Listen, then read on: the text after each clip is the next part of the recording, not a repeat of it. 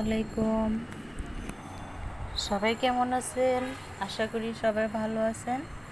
আমি আল্লাহর রহমতে ভালো আছি। তো এই যে দেখেন, আজকে দেখাবো আমি আপনাদেরকে রোস্ট রান্না, চিকেন রোস্ট রান্না করে দেখাবো। আমি রোস্টগুলো ভেজে নিয়েছি, আর এইখানে আমি বাদাম বাটা, পেঁয়াজ, কাঁচামরিচ, কিশমিশ সব একসাথে ব্লেন্ডার করে নিয়েছি। এখন এগুলো প্যানে ঢেলে দিলাম, আদা রসুন মিক্স করে দিচ্ছি। এখানে যা যা প্রয়োজন সব মশলা দিয়ে দিছি। এখন আমি পেঁয়াজ বেরেস্তা করে দিয়েছি, ব্লেন্ডার করে দিয়েছি, আমি কাটা পেঁয়াজ দিইনি। এগুলো আমি এখন ভাজা ভাজা করে নেব যাতে কাঁচা গন্ধ না আসে।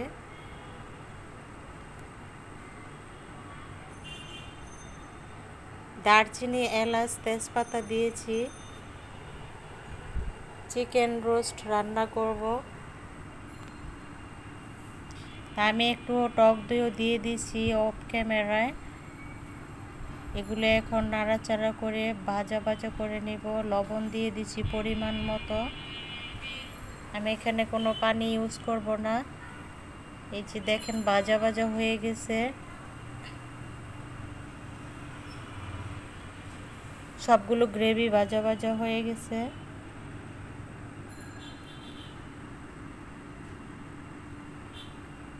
এখন আমি দুধ দিয়ে দিব, এখানে কোনো পানি দিব না, দুধ দিয়ে দিলাম।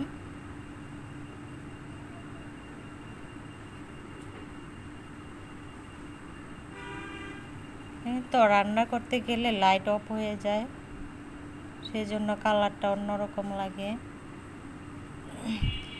আপুরা ভাইয়েরা সবাই লাইক দিয়ে আমার ভিডিওটা দেখে নেবেন।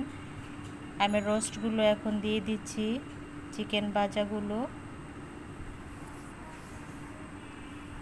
এখানে আমি কোনো হলুদ মরিচ আমি কখনোই দেই না। আমি কাঁচা মরিচ পেঁয়াজের সাথে ব্লেন্ডার করে নেই। হলুদ মরিচ আমি খাই না, সেজন্য আমি দেই না। আমি সাদা রোস্ট পছন্দ করি, হলুদ কালার রোস্ট আমার ভালো লাগে না, সেজন্য হলুদ দেই না, মরিচের গুঁড়াও দেই না। এখন আমি আলু বোখারা দিয়ে দিব। রোস্ট রান্না করলে আমার আলু বোখারা না দিলে আমার ভালো লাগে না।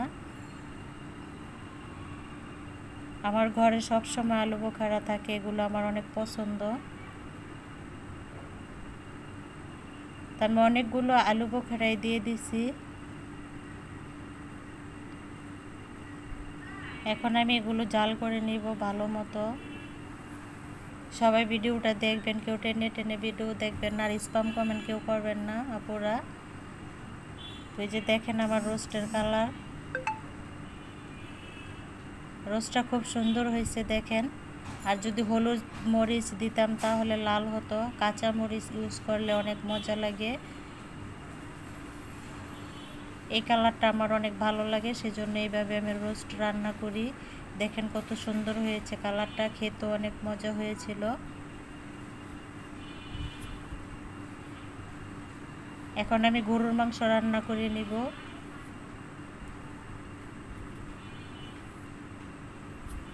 এখানে 1 কেজির উপরে গরুর মাংস আছে, 1300 গ্রাম গরুর মাংস। মাংসগুলো আমি হাতে মেখে রান্না করব। পেঁয়াজ কাটা দিয়ে দিচ্ছি, একটা টমেটো দিয়ে দিলাম। এখন আদা রসুন সব মশলা দিয়ে দিব। এই যে সব কিছু মশলা দিয়ে দিছি, তেজপাতা, এলাচ, দারচিনি, লবণ, মরিচের গুঁড়া, হলুদের গুঁড়া, ভাজা মশলার গুঁড়া, জিরার গুঁড়া, ধনে গুঁড়া সব একসাথে দিয়ে দিলাম। এখন আদা রসুন দিয়ে দিব, পরিমাণ মতো আদা রসুন দিচ্ছি। আমি আদা রসুন একসাথে ব্লেন্ডার করে নেই।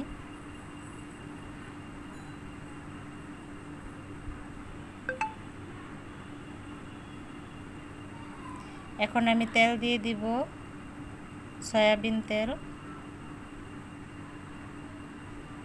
এই দেখেন পরিমাণ মতো সয়াবিন তেল দিচ্ছি। আমার মাংসতে কোনো চর্বি নাই, চর্বি খাওয়া ছেড়ে দিছি। আমার হাজব্যান্ডের সমস্যা, চর্বি খাওয়া উচিত না, তো আমি চর্বি এক পরিমাণ চর্বিও রাখি না, এক টুকরো পরিমাণও রাখি না। তো এখন হাতে মেখে এখন চুলায় বসিয়ে দিব। চুলায় বসিয়ে আমি অনেকক্ষণ জাল করছি, তারপর আবার দেখাচ্ছি কষানো হয়ে গেছে। এখন আলু দিয়ে দিব।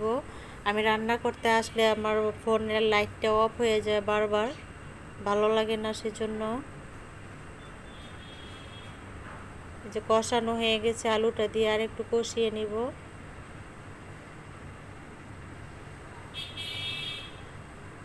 এখন পরিমাণ মতো পানি দিয়ে দিব আমি, কষানো হয়ে গেছে।